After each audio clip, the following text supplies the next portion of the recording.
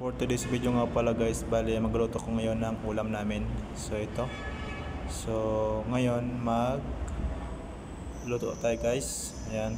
Bali ito yung ring repolyo na gagawin kong ulam. So hindi ko alam kung anong tawag ito sa luto ko pero sa tingin ko ay lamancha na yan eh. Ayan. Bali ngayon guys ay kawain ko muna siya. So yun, bali ang bili ko nga pala niyan guys doon sa palengke ay 20 pesos. Isang maliit na repolyo na yan. So okay na, pwede na rin yan guys pang pang ulam. Ayan, bali hawain ko muna siya ng maliliit.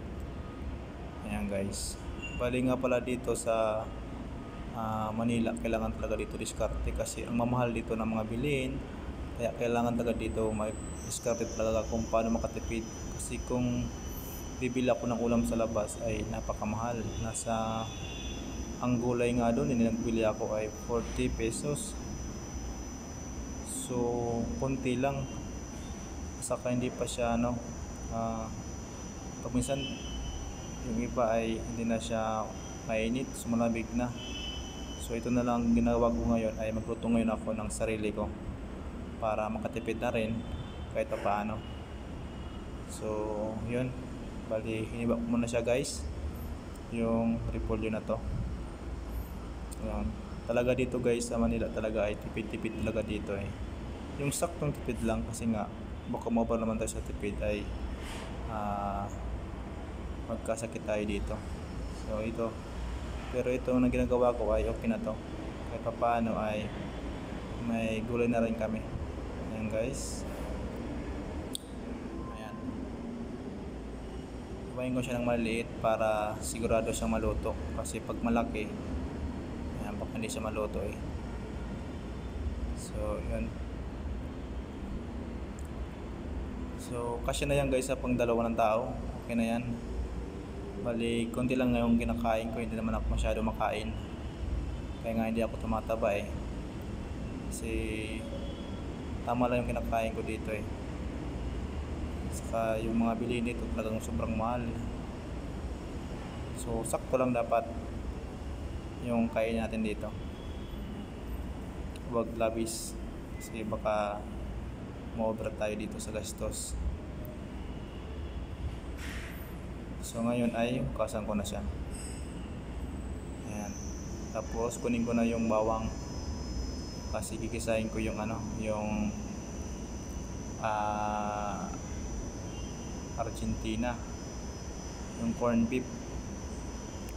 Ayan, bali ito muna guys yung gagawin ko. Bali hiwain ko muna yung bawang. Ayan, bali yung malit lang na pagkaiwa para maluto siya kasi yung mantika ko ay konti lang yung nilagay ko eh. Hindi ko na masyado dadamihan kasi nga nakasira din sa sobrang dami ng mantika. So marami kasing bawal eh.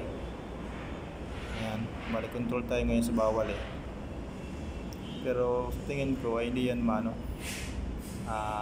maiwasan yung bawal dito. Parating makakain pa rin yan. So ayan. Ayan guys, bali bilis-bilisan ko na to eh. Mas mabagal kasi itong galaw ko dito eh. So ngayon guys ay more on tayo ngayon guys, more on pagluto muna tayo kasi walang appointment ako ngayong araw na to. So baka next week pa yung appointment ko eh. So ayan, hugasan muna natin ito bago ilagay doon sa lagyan. So kunin ko muna guys yung corn beef. Ayan, so ito nga pala guys yung corn beef. Ayan. So ganoon lang guys, kasimple lang yung luto ko dito. Hindi masyado maraming sahog dito eh. So simple lang para hindi tayo magastos dito. Yung lamang tiyan na yan eh. Ayan. Minsan nga eh, bumili ako sa labas ay grabe. Minsan may panis na yung yung ulam. Kaya naisipan ko talaga magluto na lang dito. Kasi nga mas masarap kapag bagong luto at saka sarili mong luto eh. Ayan. At saka makatipid na rin kahit paano. So yan guys, bali gigisahin ko na yung yung corn beef. Lang guys, simple lang yung pagluto ko dito eh. Hindi man masyadong maproseso siya. Ganun lang. Gisahin lang, tapos pagisa, yun na, ihalo na yung yung repolyo. So ngayon ay niluto ko muna yung yung garlic. Mag-brown na siya, golden brown, okay na. Ayan, kaya ko na ito Argentina. Yung corn beef pala. Ayan. So pagkatapos ko siya mag-isa, mainit na siya eh. Okay na yan, lagyan natin yung yung repolyo. So yun, simple lang. Ayan. So ayan, bali isahin natin yung yung corn beef. Ayan.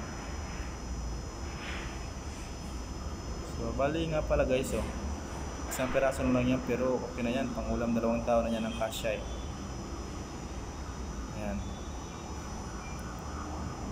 Kailangan mo tayo ngayon magtipid-tipid dito, kasi mahirap kapag pag gastos tayo dito eh, mababawasan tayo dito ng pera. Ayan. So ayan, lagyan natin yung yung repolyo. Saan mo lang yan. Yan. Yun. So pagkatapos ko yan ilagay lahat, ay halo-haloin ko na siya at lulutuin ko yung gulay, yung repolyo. Ayan, halo-halo muna. Ayan, lang guys ang pagluto ko dito eh. Simple lang to eh, pero hindi ko lang alam kung anong tawag dito sa lutong to eh. So sa tingin ko may tawag dito, hindi ko lang alam kung anong tawag dyan So yun ayan guys, pwede na siya eh. Lang, ayan lutuin ko na siya ng saglit kasi medyo hilalaw pa ng konti. Ayan. So yun. So ayan guys, bali tapos na nga pala. So hanggang dito na lang guys yung aking pagluluto. So thank you guys sa iyong panood. So yun, okay na guys. Thank you.